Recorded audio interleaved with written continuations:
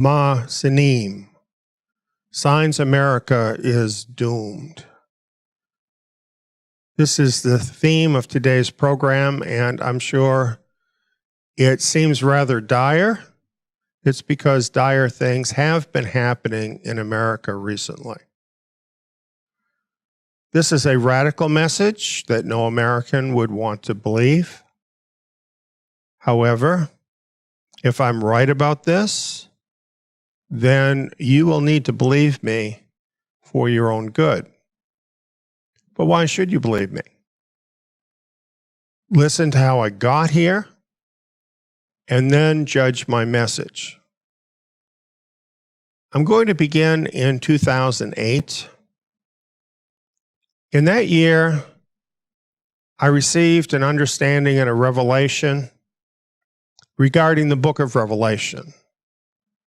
And much of it was unsealed to me, and I saw through it that the judgment court of heaven was actually convened in 2008 to begin the judgment of the nations. This is related to Revelation chapter 4 and 5 in the scriptures.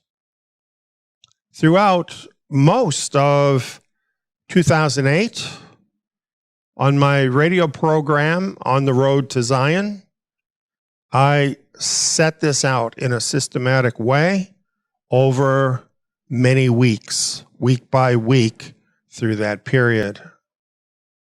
One of the primary things that I was showing had to do with the scroll that had been in the right hand of the Father, sealed with 7 seals.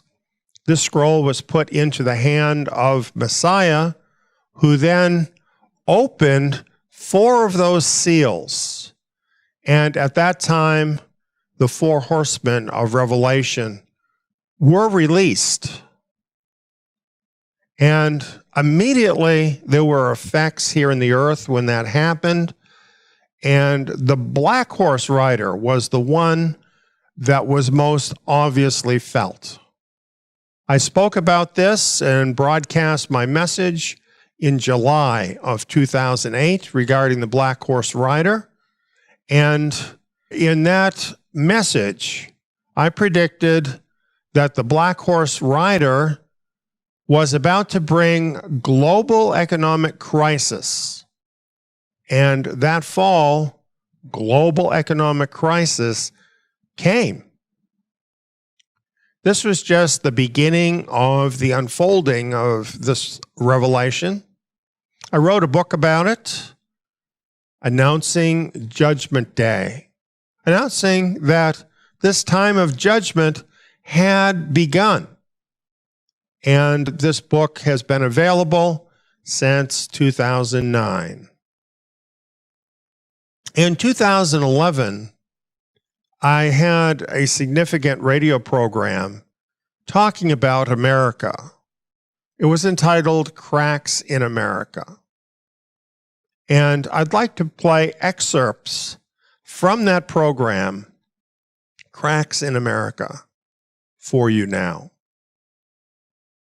Shalom. The theme for today's program is Cracks in America.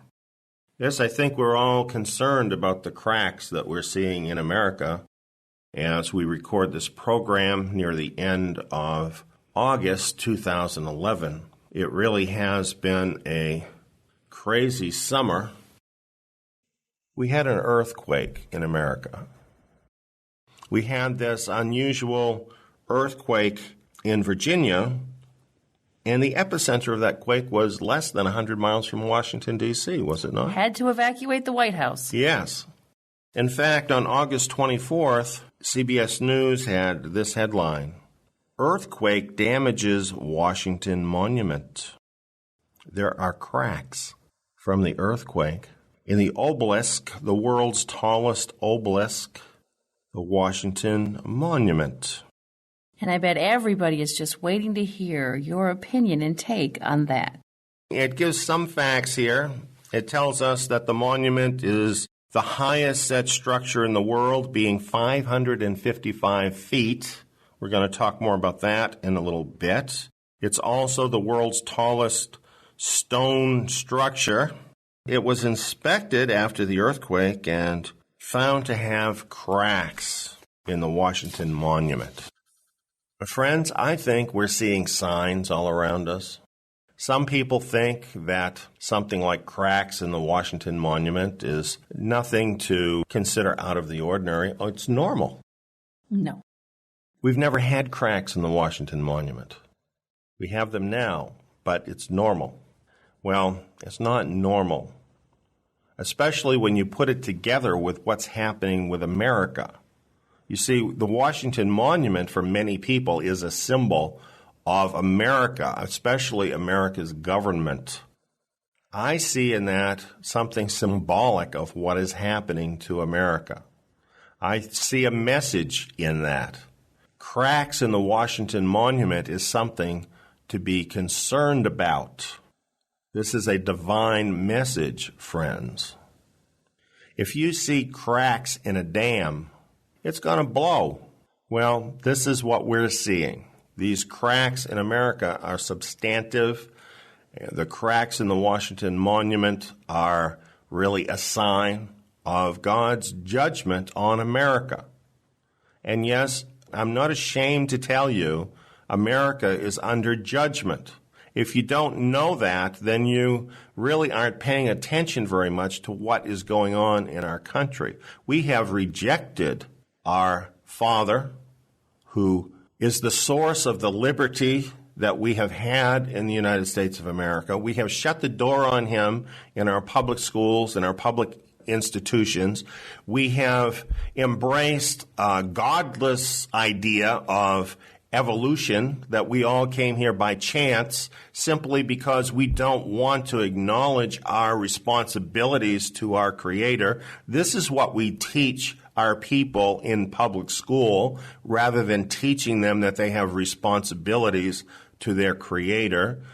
Many of us teach and believe that marriage is some sort of a public institution that can be just as valid between people of the same sex as between a man and woman, which is God's idea of marriage.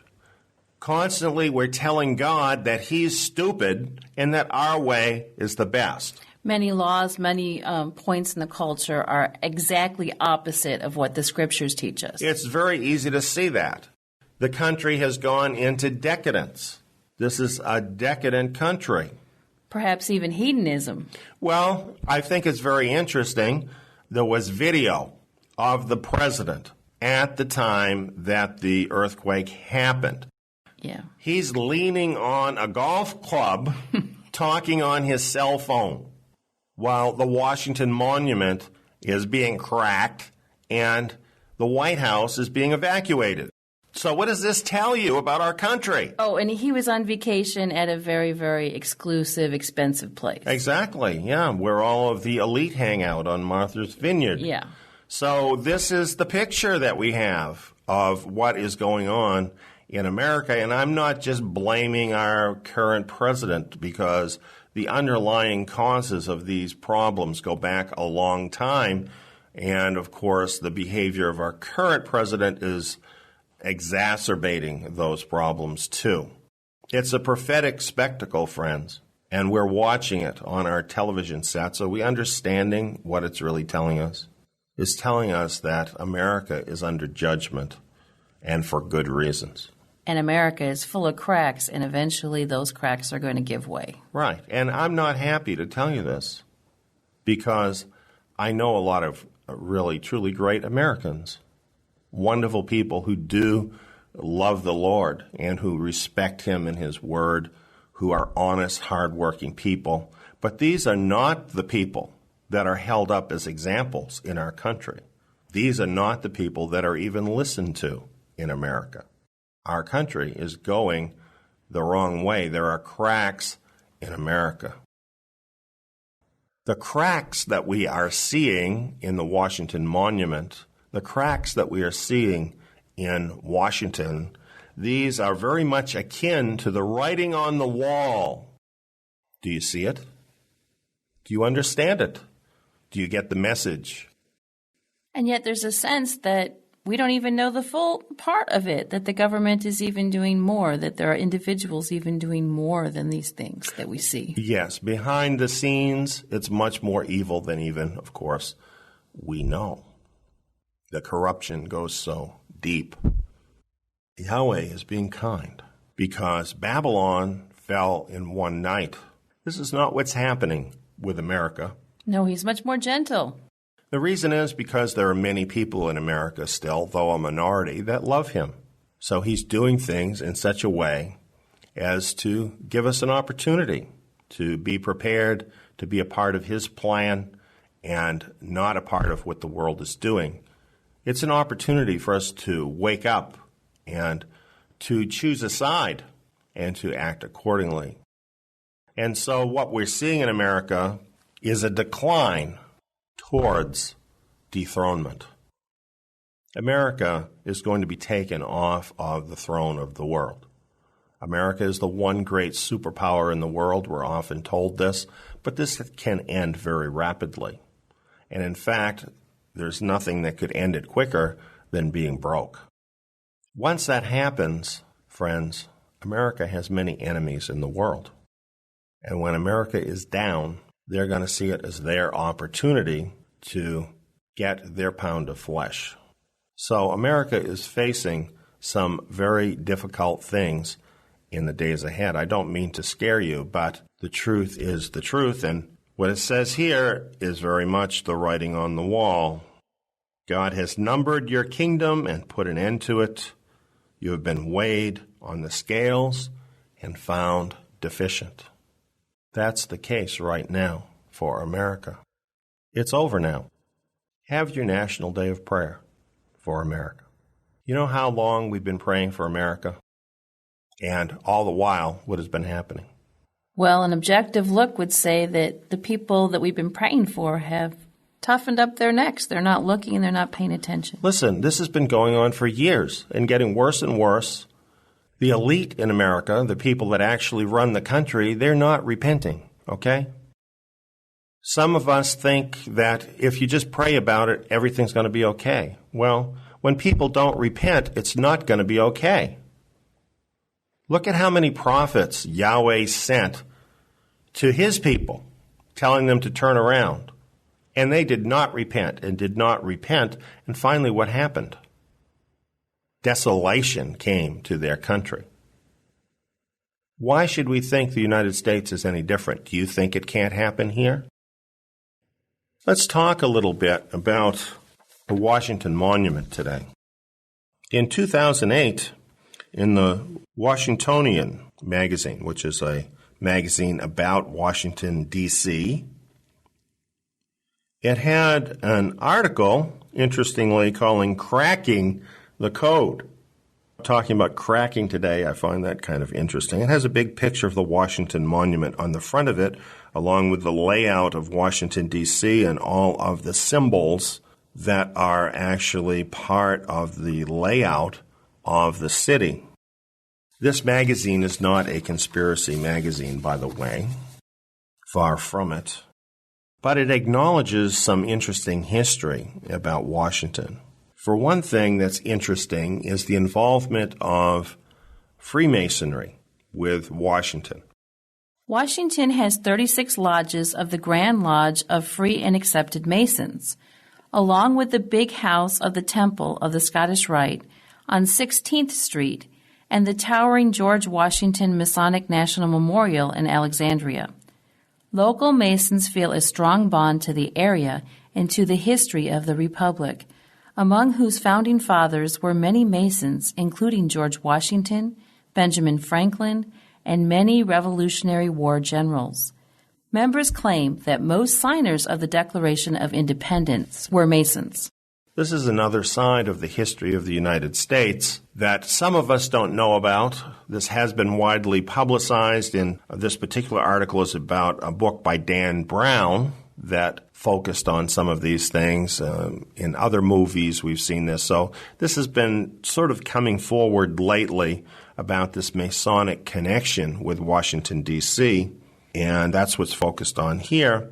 And, of course, this influence was quite great, with even George Washington himself being a Mason. Another leading Mason was Benjamin Franklin. He was an ambassador for the United States. He was a very important person, and he was also a Satanist.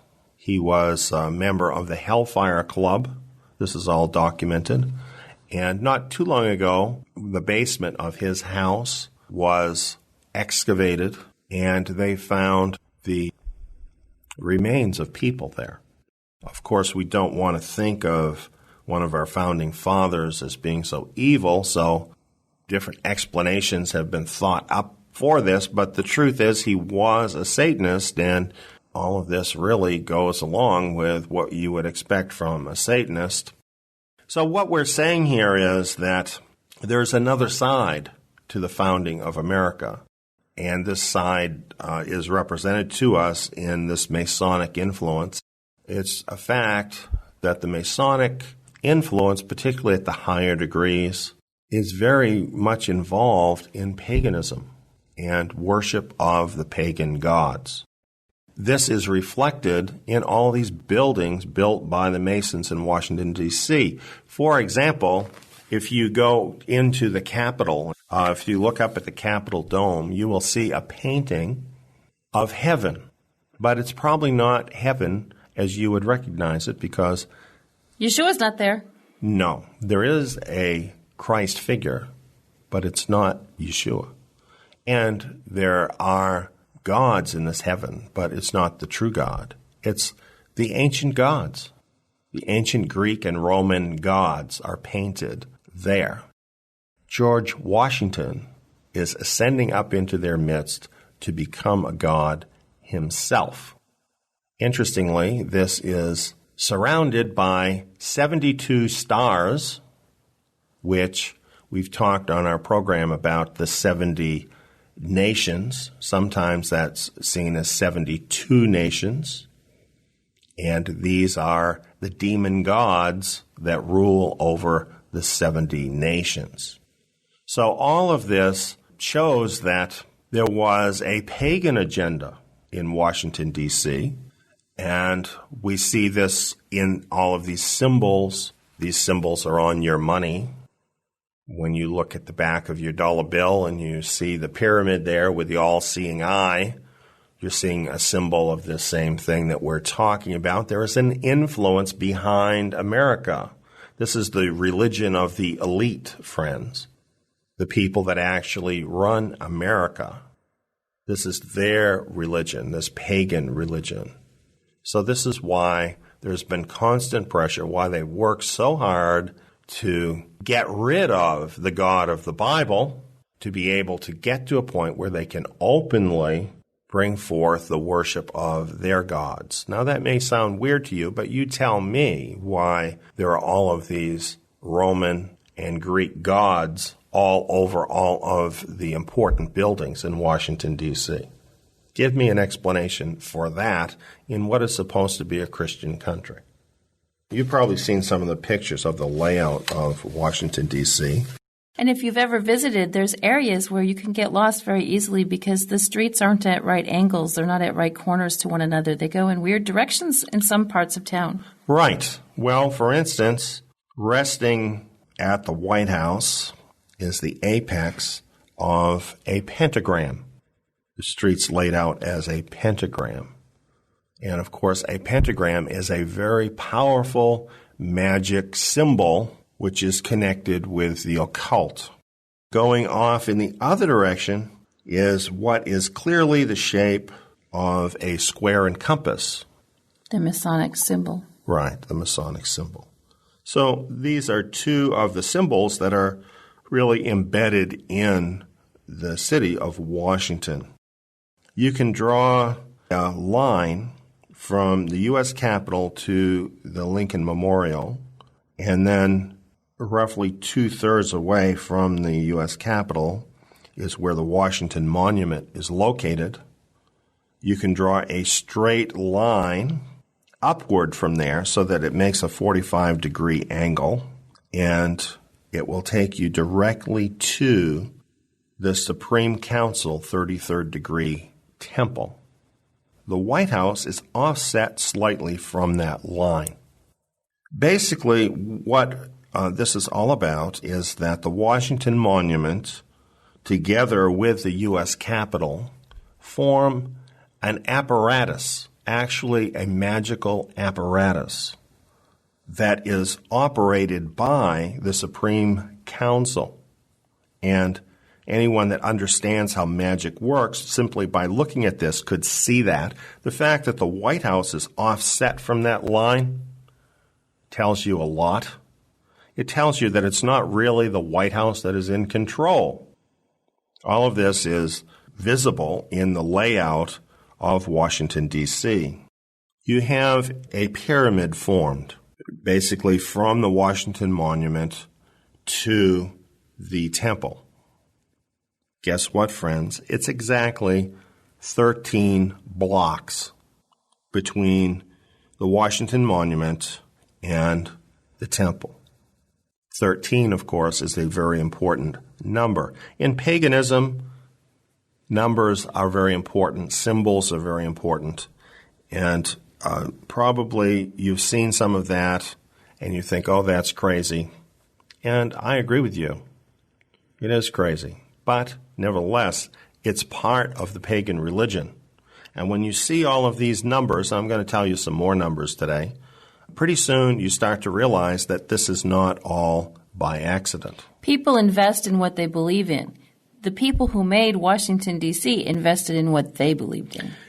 These people have a huge amount of control. Certainly the Christian forces in America did not have enough control to control the layout of Washington, D.C. This was entirely controlled by the occultists. So what is the real power involved here? You see, at the same time that there was a very important believing presence in America, already there was an insidious evil involved that was behind it all in Washington, D.C. Now let's talk a little bit about the Washington Monument. I already read that the Washington Monument is 555 feet. 555 is an occult number. 111 is also an occult number. All multiples like that of 1, 11, repeating numbers. 111, particularly series of ones, are involved in occultism. When you put 555 and 111 together, you get 666. 111 happens to be the length of the Washington Monument underneath the ground.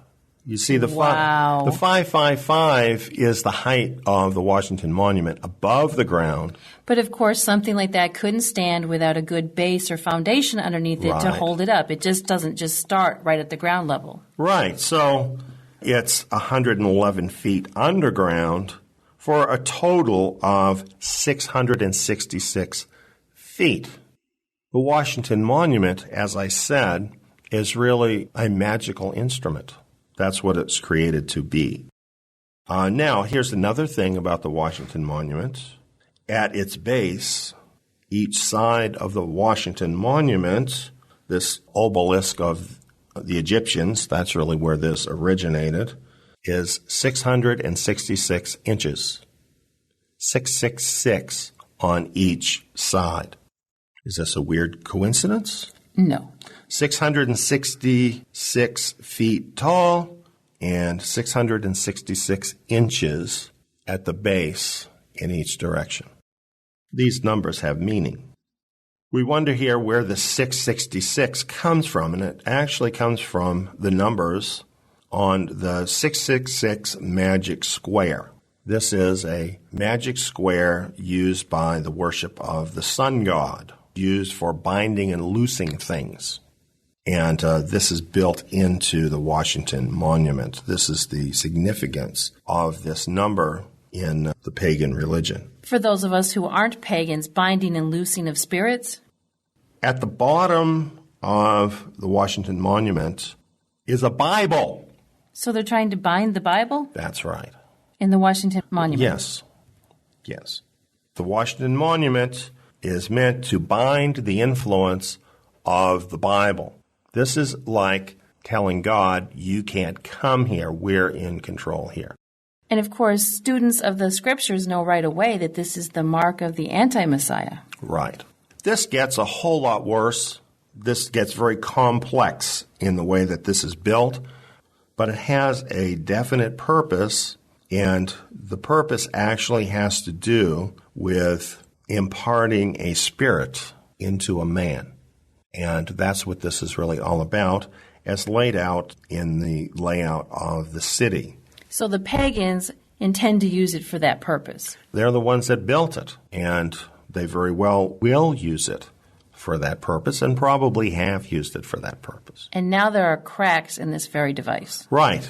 See, when you see what this device actually is connected with, that it really is connected with dark magic. Mm-hmm. Things we don't want to have anything to do with. Right, and something directly offensive to God, this Yahweh. Binding of the Bible. This becomes very, very similar to what we were reading with Belshazzar and the holy implements from the temple. Yahweh shook the ground and cracked this. Exactly. So I believe that this is a message. You know, there's more than one level. To many of us, we just simply think of the Washington Monument as being representative of Washington and the government of the United States. And on that level, that being cracked has a message that I think everybody can see. The country is going to tumble down. It's just a matter of time. Right. To those who understand what the Washington Monument really is, and that it actually is a magic appliance that is used by the pagan elite who are running the country, who have actually tried to bind the influence of the Bible using this pagan structure, finding out that there's an earthquake at the time when the whole country is already shaking, and the Washington Monument is showing cracks. It's not working for them. There's a statement in this, and it's a statement that's very specific to these elite. And it's Yahweh telling them that they are being arrogant and they cannot control him, his influence. Here's this thing that they have set up to actually try and stop God, and he's put cracks in it. Yeah. The elite who understand these symbols should be shaking in their boots. Their knees should be knocking right now, like happened with Belshazzar. Yes. Because all of this is a very elaborate way to lock out the influence of Yahweh, and yet he broke through anyway. Mm-hmm. He's bigger than that. So he has shown them that he is more powerful, and in fact that he is allowing them to do what they're doing. And friends, he is. This is what the release of the Riders of Revelation is about. He has loosed the influence of these people and their plans, and he is allowing them to do the things that they have always planned to do. They will bring about the coming of this one world government. This is what all of this is for. He's going to allow them to have their day. But in the meantime, he is going to continue to show his greatness over their pagan gods. This is the sign that we see in the cracking of the Washington Monument. Well, all of this is what you could refer to as a bad omen for what's happening here in America. There is a battle going on between the forces of good and the forces of evil, and in a certain respect, it's the forces of evil that are going to win, as far as America is concerned. Not as far as individual believers are concerned, but the days of this country, as the great power that it's been, are indeed numbered. This is just a fact, and the throes of all of that are going to affect all of us. First of all, in the country, and then, of course, around the world. But America has to be set aside for the one world government to come in. This will happen. The reason this happened now, this crack that has happened in Washington, although probably most people would see it as a relatively little thing, it's not a little thing. This is the voice of God telling us that we have reached a tipping point. Right. That's where we're at. And things have been going downhill pretty rapidly since 2008. From this point, there's going to be an acceleration of that, an acceleration in the decline. We've reached a tipping point, and it's been decided, and we are headed towards the end of the economic system in America, the end of the glory of America, and we're headed towards this one world government.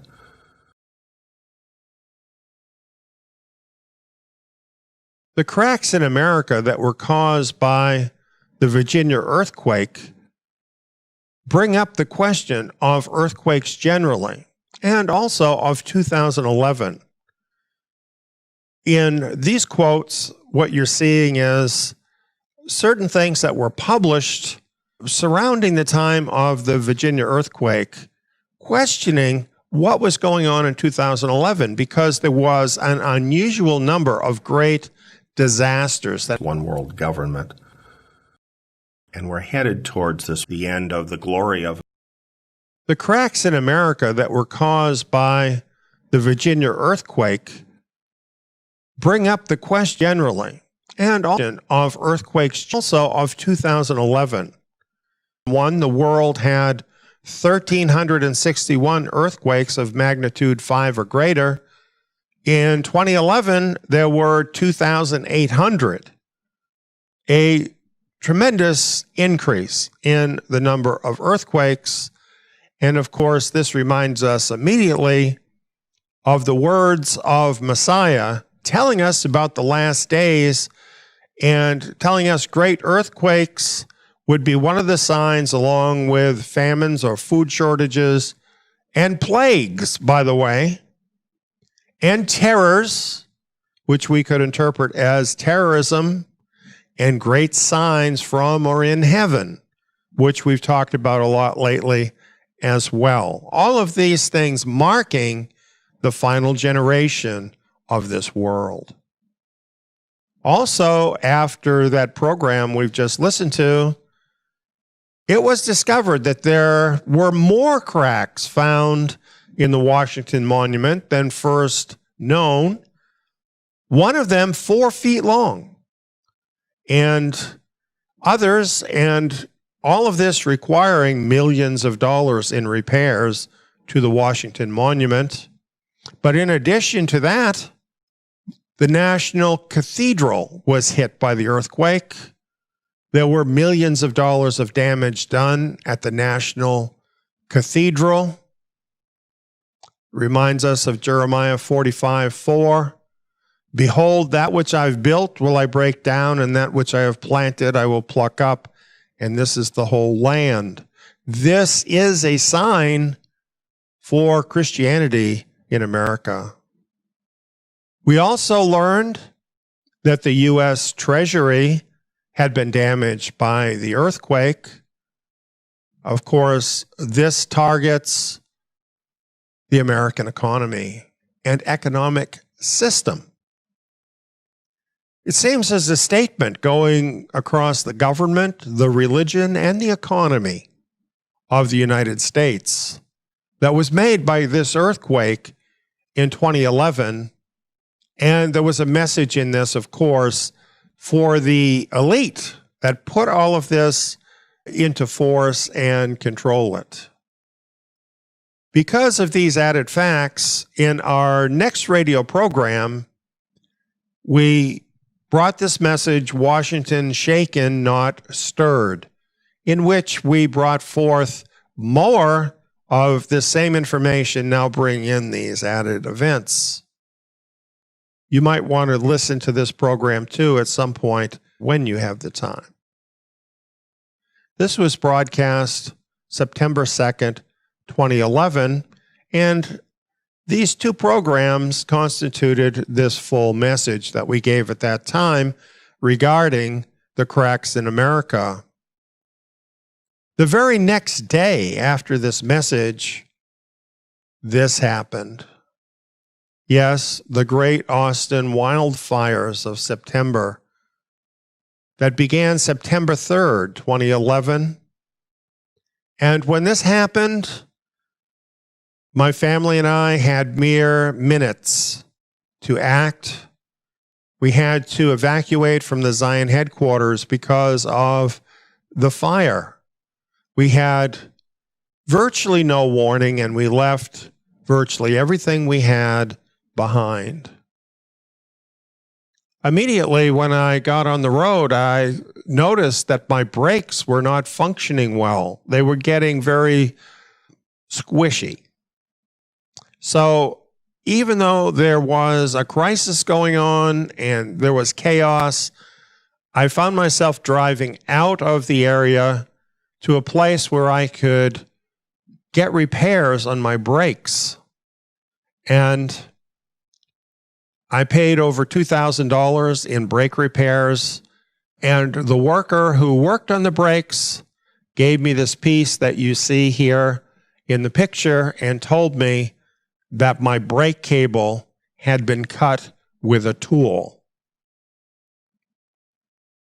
After taking care of all that, our family camped in a cabin in the Texas Hill Country until we returned to temporary housing back on the Zion property on November 7th, 2011. This was a time period of about 2 months that we were not allowed onto our property. When we did return, our property didn't look like this. This was the property before the fire. You can see it was essentially a beautiful pine forest. And when we returned, it looked like this. It was charred ashes everywhere. This is the day we moved back, November 7th, 2011. And we were glad to be back, and I think you can see that on the faces of our children. On the same day we returned to the property, November 7th, 2011, I received a call from a man I had never known and who had never known me. He said his name was Mark. He said he was a prophet. He said the Lord had told him to walk through the ashes of the Zion property. I agreed to let him do so, and I allowed him to walk the property alone by himself as long as he wanted with the Lord, which he did for several hours. I didn't bother him at all through that entire time. I was busy getting settled in our temporary housing there on the property. In time, I saw him retire to his van, where he then started writing. Eventually, that same day, he asked to speak to me to tell me what he had written. Before he started talking to me about it, I asked him if he'd let me record what he had to say. The whole situation had the feeling of an important message, and I wanted to have that for future reference. So he agreed to allow me to record it. Here's the first part of what he told me on that day, that first day that I returned to the property after the fire. He asked me, this question. He said, "What did you see in the ashes?" And so I said, complete destruction. And then he replied back, "No, you're wrong. This is complete reconstruction. It is my will that this man's house face the east, so that he may see and mentally dwell on my country Israel. He shall rebuild here and look through the destruction and see that the earth is going to pass away like this house. He should always remember this and remind him, I will bring him home." The first word he gave me was foundation. As I was standing over your old house, many years ago I took down all that he had and rebuilt him on my foundation. I will again rebuild this man's house the way that I want it rebuilt. The heat bent the steel foundation, but it is still there. The enemy came to destroy this man's foundation, but he could not, because it's like this steel. My will is for him to regain all that has been taken from him. I saw the trees. So he told me to write down the word trees. And so then this is what he told me. Trees offered shelter from mankind, and the enemy took his shelter. I will build a spiritual shelter. The enemy wanted to destroy this man's covering. The enemy came and took my son's covering. Now I will spring forth a new covering, a new spiritual covering that will never be penetrated. Tell him that I am that I am. He will never come under this form of destruction again. This is my word. And the word, my word, was almost like a covenant or promise to you for this man. So the interpretation of the word fence he gave to me was he surrounded his property with a fence, which was a barrier for protection. I will restore a spiritual barrier for his family that will protect them. So then he gave me the word gate. And what's left as a symbol that his gate, which is in parentheses heart, is still open to me and will not be burnt or destroyed. I will dwell with this man that will not be taken from him. His spirit will never be closed off or destroyed. But that's the symbol that he showed me to interpret. Then neighbors. And so he gave me the word neighbor. And he said his privacy with his neighbors has been uncovered, and they will not harm him. Those that get close to him in his life from now forward will not harm him. And so he told me to write down north wind. And this is what he said. He has been preaching that the winds will blow. It had to come first in his life. God's justice must come first because his words are, and I put Eliyahu, are pure. It had to come like this. It's interesting. The next word he gave me was the ground. And he had me look at the ground. And this is what he told me. It has been scorched and is something of a blessing. It will bring forth new life and a purity of my hand through my nature, and it had to be scorched. Then the next word was the sky. The sky was brown and blocked the sun from shining through. This is during the fire, when it first came. The enemy came to block my will from entering this man's life. His life is to spread the pure light into the world. Interesting. And now this enemy will not touch him like this. In other words, I got that this form of an attack, yes, because my justice and my laws. Bring forth all that I have called you to do from this spot, and rebuild until I tell you otherwise. I saw this first series of messages being really a personal message about me and the property, an encouraging message as we began to take on the task of rebuilding there in that place. After that, through Mark, the Lord then presented a 7-word message clearly stating what my role would be among his people from that time forward. This is what he said. Yahweh gave me 7 words. He gave me 7 words concerning you. The first word was came, and this is what he wrote after that. You are going to come to a different place than you ever been before. You came when I told you to come. You have followed my teaching. You have led many by teaching them. Come back to the place you started. Act as my son, for you are. Second word was trust. He said, come here before me because you will need to hear me better than you ever have before. You have come so far, but you must go further. Many are depending upon you to hear my voice. You are my son whom I am well pleased. You shall become a greater man of God than you ever imagined. Trust completely. Third word was town. They shall run from the cities to the places where they cannot be harmed. They think it is in towns, but it is not the place. I'm calling them home to my dwelling house in my town. Lead them to my house. The next word is sight. You have the gift to see. They cannot see. You are their eyes. I made their eyes to see and their ears to hear, but that is different. See for them. Tell them where to go through the darkness that is coming on the earth. The next word was go. Go, my son. Take with you all my power, dominion, and authority. Wreak havoc on the enemy. Make many more like you. Put this in your memory that in big, bold words that an enemy came to destroy you. Now it's time to wreak havoc on his kingdom. The next word is command. An officer commands and gathers great sorrows in his wake because he sees his troops fight and die. You must look at this differently, my son. We will win.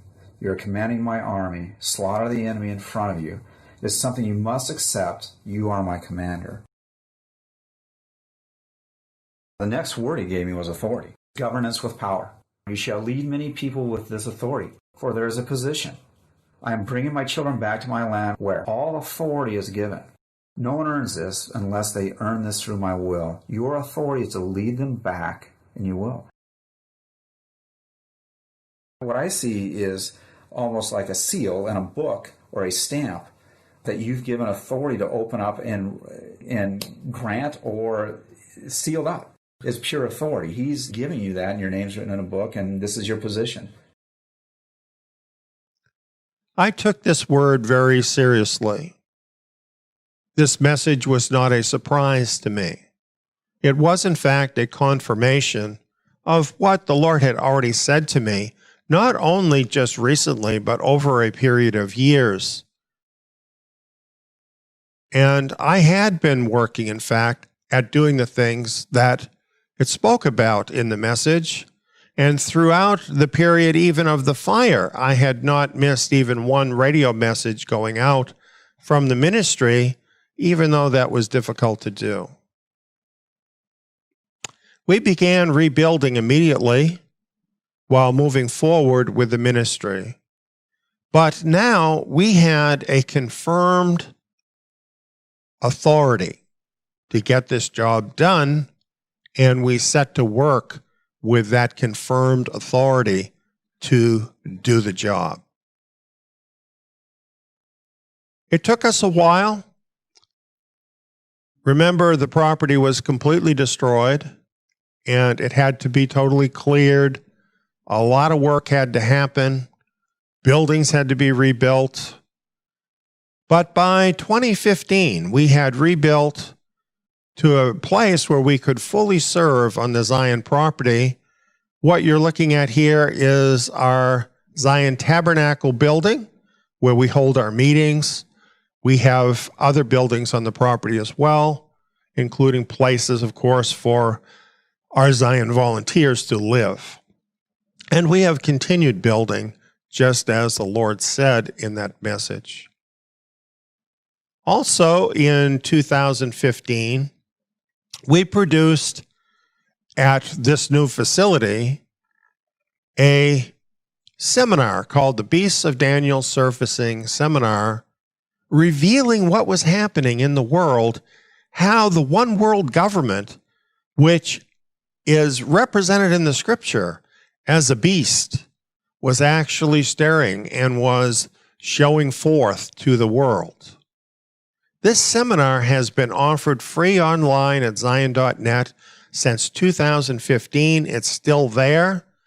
It is being totally proven out since 2015 with each passing year, and things are advancing as we would expect according to this seminar. You can come and listen to this yourself. As you can see here on the cover of the DVD that we made of the seminar, it is revealing the world government foretold by Daniel the prophet, that it is now surfacing. In harmony with this truth that we were revealing and are revealing, as another example, we have the next year, 2016. This is a newsletter, a portion actually of that newsletter from 2016, where I'm writing about matters having to do with Donald Trump. Now, it's interesting that I published this on March 16th, 2016. Donald Trump was not even nominated yet. He was not nominated until July of 2016. In part, this is what I wrote. Most Americans want to stop the madness now. That is the madness going on in America. And Donald Trump is the man they're pinning their hopes on to do it. Wow, are they going to be angry when the elite either stop, convert, or kill Donald Trump. One of these will happen because the future has already been decided. And while there are still many who are opposed to it, the plan is for a socialist world government. I never backed away from this statement, even though many were saying that things had changed when Donald Trump became president, that there was going to be a new emergence of conservatism that would sweep the country and the world and overturn globalism. I never bought into that, and this has always been my message. And now, in recent days, this seems to have happened, and the administration of Donald Trump has, in fact, been stopped by the elite. I told you that would happen before Donald Trump was ever nominated. Here's some of the content we've produced for this crisis. As you can see, I've been very busy doing the things the Lord told me to do in those messages. We have produced hundreds of hours of content to prepare His people for this crisis. And a great deal of this information is free. Certainly you can come and know what we're saying and what this is all about, and it'll cost you nothing just to sign up at Zion.net and go through this. Most recently, we have come out with this message, the one and only nation written in the stars. This is very appropriate for where we're at right now and the things that I'm talking about today, because it's talking about signs in the sky. Relevant signs that match up with the scriptures and Bible prophecy. This is available to you as well. I'm sharing all these examples of what I've been doing and saying since 2008. So you can see I've not been bringing a popular message to build a following, but I have been working diligently to get this message out. What I have been doing is bringing a consistent message based solidly in the Word that has been borne out as true by real unfolding events in the real world, even though it's not what people want to have happen. And I've done this, and I've been able to do this because, as that message brought to me by the Lord's prophet says, I have a gift to see. And I have been seeing, and I have been reporting to you the things that I'm seeing, whether the things you will like to hear or not. I have consistently told you the truth. Now let's look at the signs in the sky that spell doom for America. December 14th, 2020. This was the day that the Electoral College elected Joe Biden for the next president of the United States. This was also the day of a total solar eclipse that occurred on December 14th, 2020. A solar eclipse can be a sign of death. I could cite many examples, but the most important is the one you find in Matthew 27:45, where a solar eclipse was present at the time of the death of Yeshua Messiah. But what death occurred on December 14th, 2020? Here's a quote by Theodore Roosevelt that I think speaks to this. He said, "The death knell of the Republic had rung as soon as the active power became lodged in the hands of those who sought not to do justice to all citizens, rich and poor alike, but to stand for one special class and for its interest as opposed to the interests of others." Here, what Roosevelt is seeing is that the republic is meant to represent all people, and it is to offer equal justice under the law to all people, not just to a certain elite group. And when the power should pass from the people to a certain elite group, that is the death knell of the republic, because it's really not a republic anymore. Some believe this is what just happened when those electors of the Electoral College made their choice on December 14th, 2020. Some say government of, by, for the people, that is the republic, died on that day. They say election by the people was morphed into selection by the elite.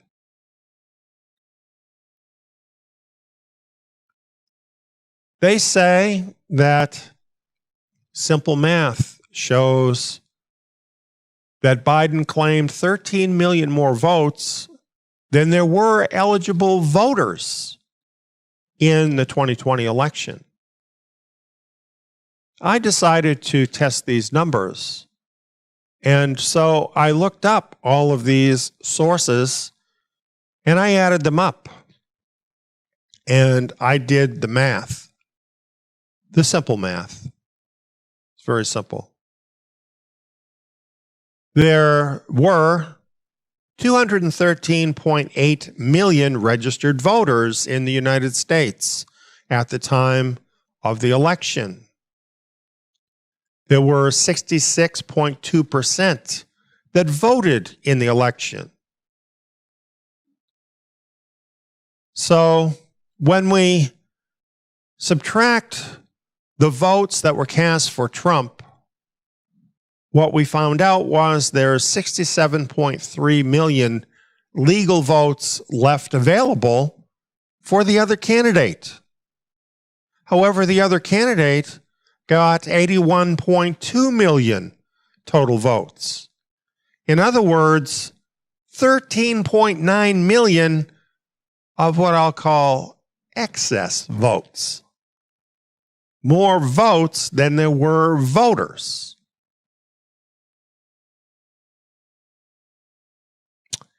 Here's an article from Forbes. It said, Donald Trump's presidency will end on the day of a comet, a meteor shower, and a total eclipse of the sun. That's a pretty busy sky that day. It also said, delve into the dates and it gets even odder. Because December 14th, 2020 is exactly halfway between two great American eclipses, which are extremely rare events.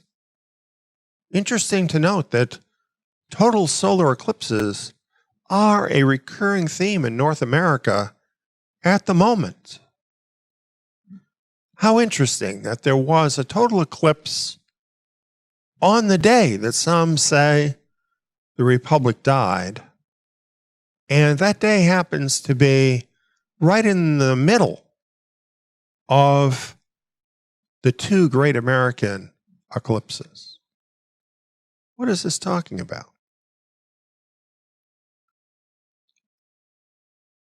This article, also from Forbes, but from a different writer, says this. When is the next eclipse? We're now exactly halfway between the great American eclipses of 2017 and 2024. Here they are. This is the path of totality of the eclipse of August 21st, 2017.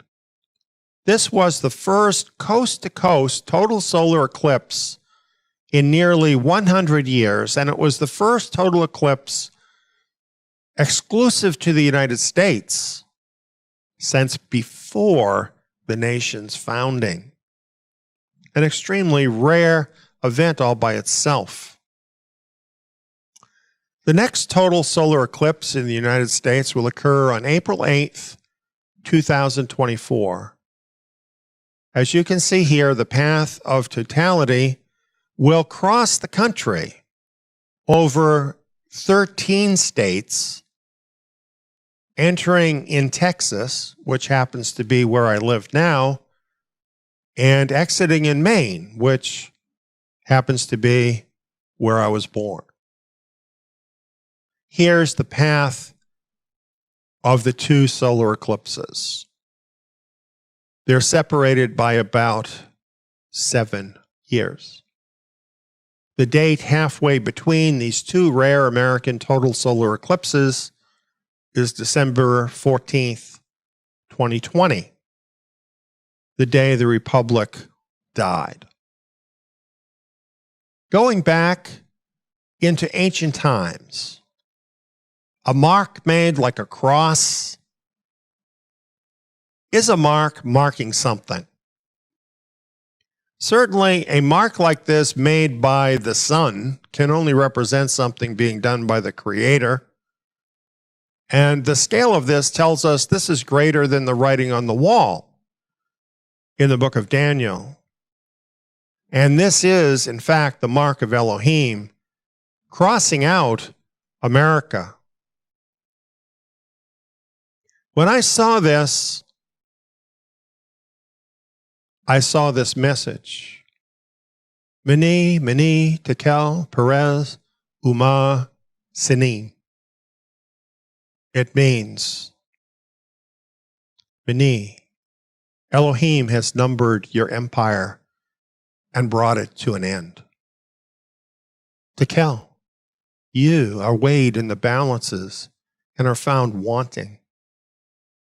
Perez, your empire is divided. Uma Sinim, and given to the globalists and the Chinese. Yeah, that's kind of how I felt. This message is startling. Hard for many people to believe that this could happen and happen so quickly. If you see it, no doubt you're wondering, what do I do now? Friends, there will be boots on the ground in America from the Chinese and from the United Nations. And when that happens, it won't be good for anybody who lives here.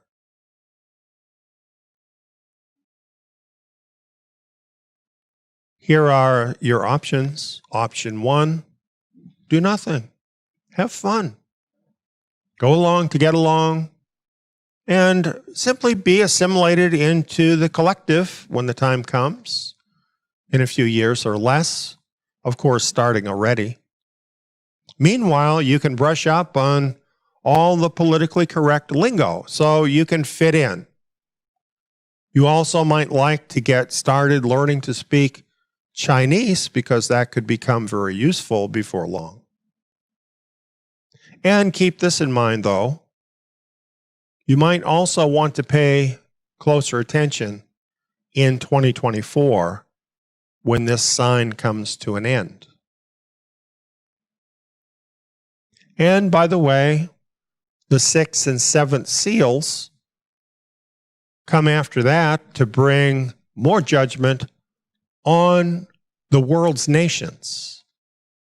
This is why also we're inviting the righteous of all the nations of the world to join us in the option that's set before us. Option 2, some will prefer to be part of the resistance against the tyranny. And I totally get that. And I even admire the valor of those who take this option. But then I wonder, is it noble or is it stupid to mount a war that's already determined you can't win? That's something for you to decide. Then we have option 3. Many will use the flea on the dog strategy. The flea mostly isn't noticed by the dog, right? Just too small, buried under all that hair. So the idea is hiding out in remote rural towns and villages where you won't be noticed, thinking you won't be touched there. It sounds logical, but the Lord told me that's not the place.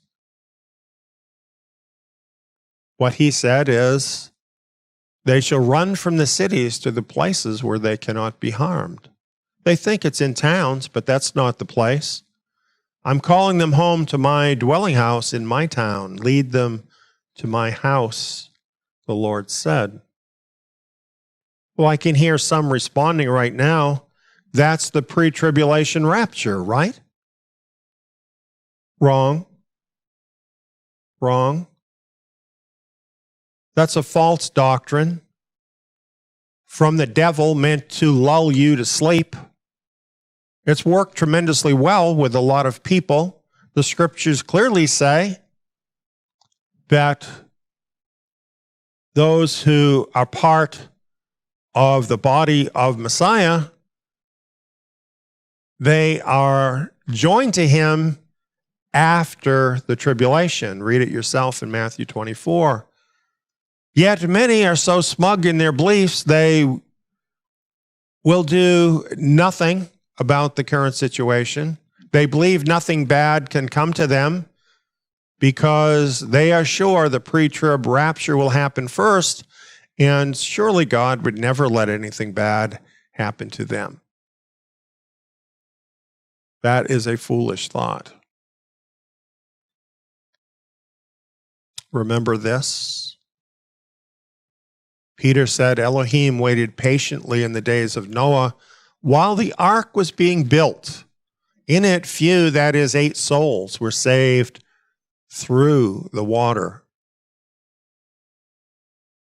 And I remind you, Elohim shows his greatness by bringing his people through times of judgment. He didn't snatch Noah away to heaven while the bad things were happening. Instead, Noah and his family worked hard for 100 years to prepare ahead of time for the events that were happening. And then the Creator brought righteous Noah and his family through that time. I should add here too, Yeshua said, just as it was in the days of Noah, so it will be in the days of the coming of the Son of Man. Here we have another example. When Yeshua was with us on the earth, he warned, Luke 21, when you see Jerusalem surrounded by armies, then know that its desolation is at hand. Then let those who are in Judea flee to the mountains. Let those who are in the midst of her depart. This was a sign that he gave to his followers where he was telling them where to flee to and when to flee. But you might say, well, how could you flee once Jerusalem was surrounded by armies? You're already trapped. Well, how it actually worked out is Jerusalem was surrounded by armies, and then for no known reason, they just withdrew.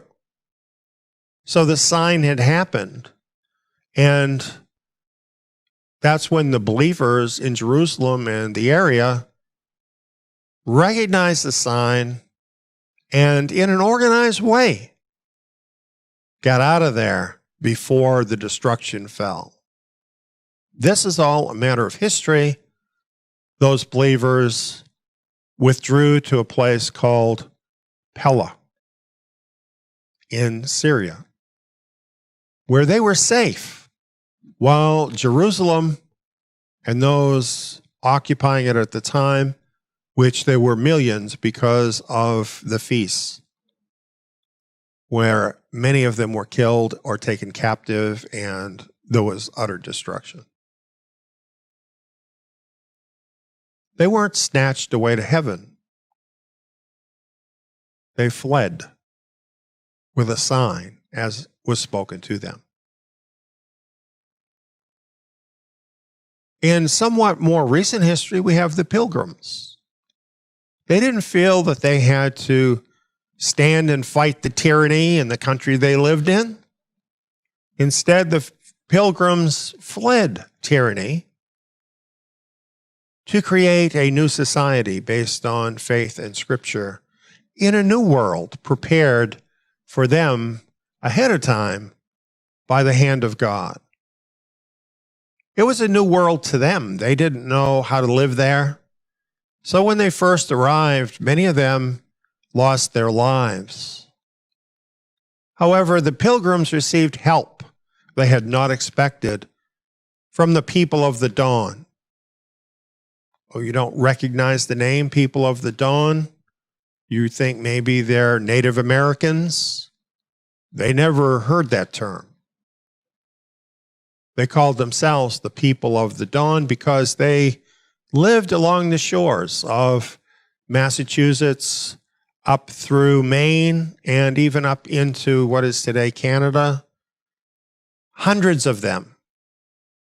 And it just so happens that my grandmother was descended from these folks. She was a full-blooded one of these folks, in her case of the Penobscot tribe.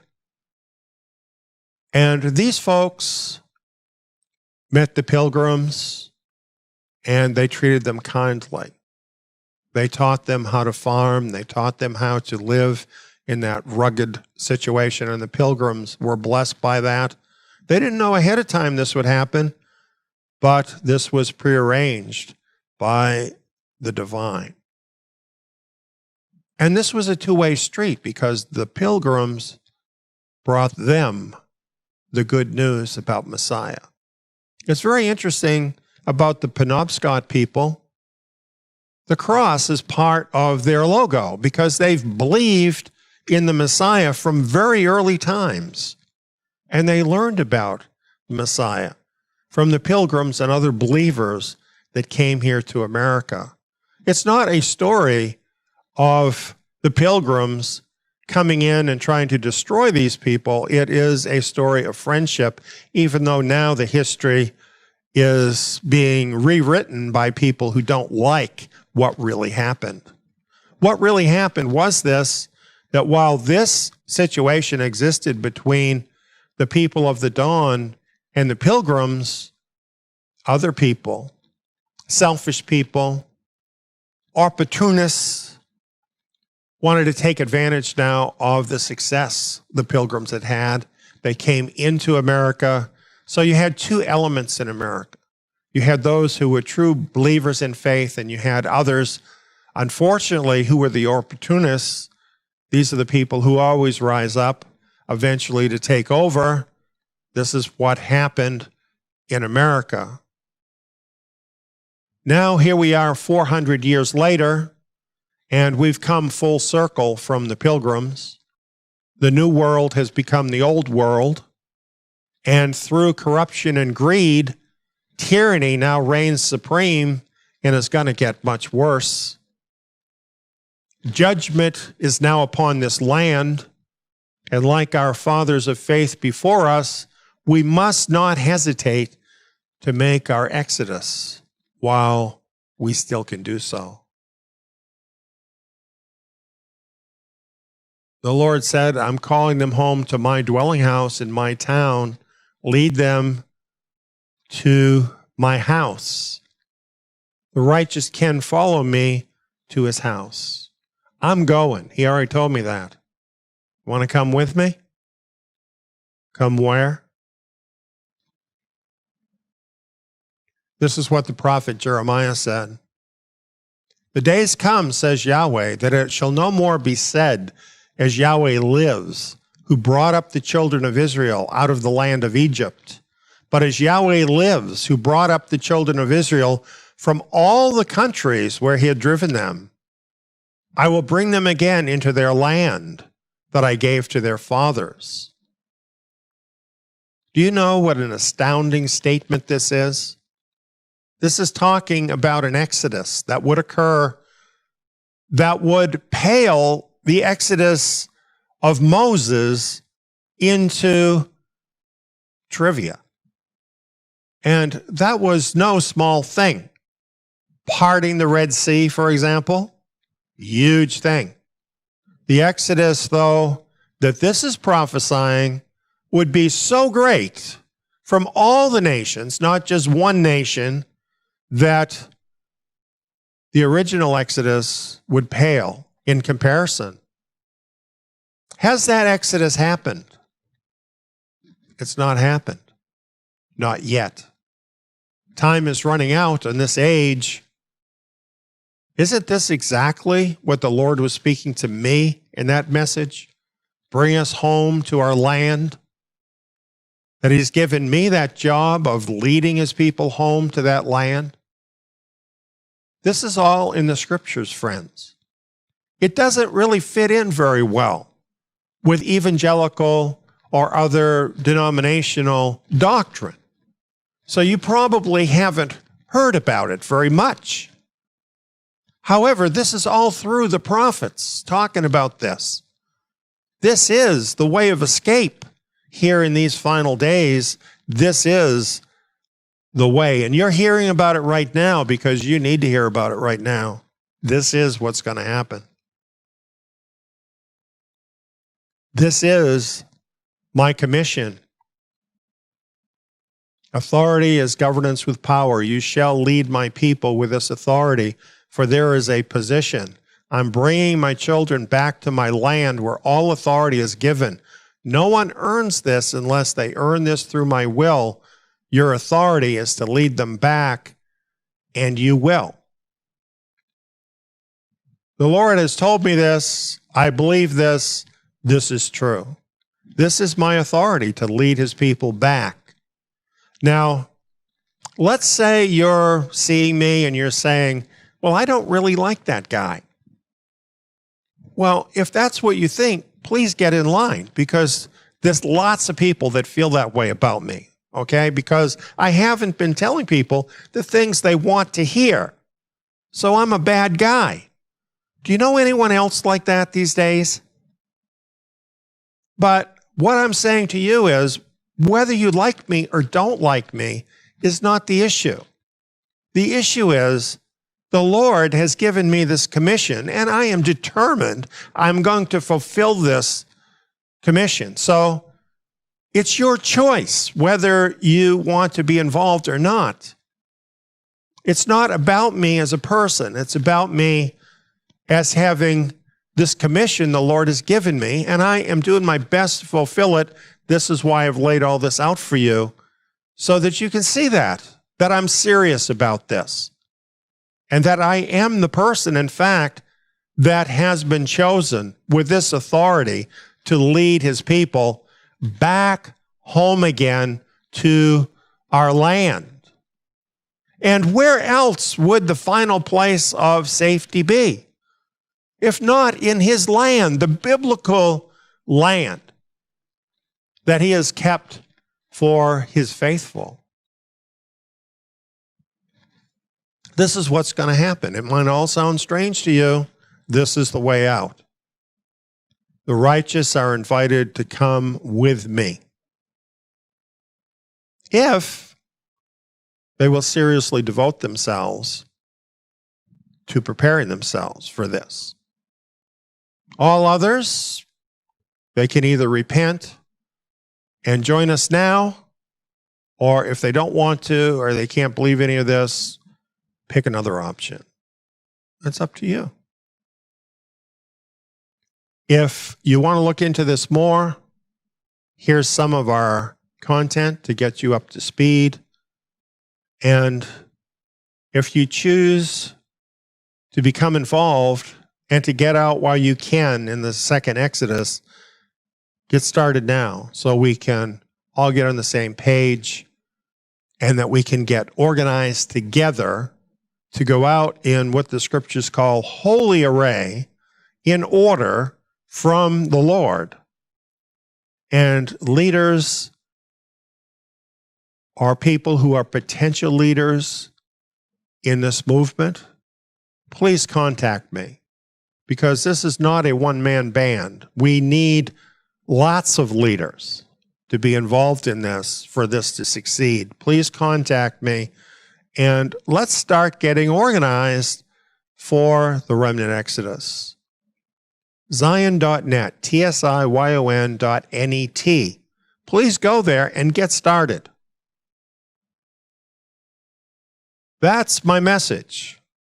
Signs America is doomed, pointing the way out. Think about it, pray about it. Watch this message over and over again until you get it. I hope you join us.